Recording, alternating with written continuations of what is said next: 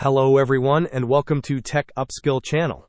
In today's video, I will show you how to change default applications in Windows 11. And now, let's get started.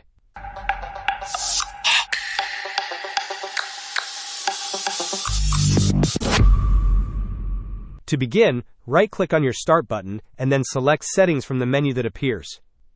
Once you are in the Settings window, navigate to the Apps tab from the list on the left-hand side of your screen. Within the Apps section, click on Default Apps. Here, you can change the default application for any file type or link. For example, if you wish to change your default web browser, locate the Browser section. Click on the browser that you currently have set as default.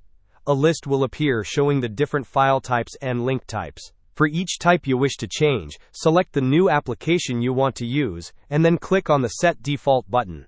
Repeat this process for any other application you wish to set as default.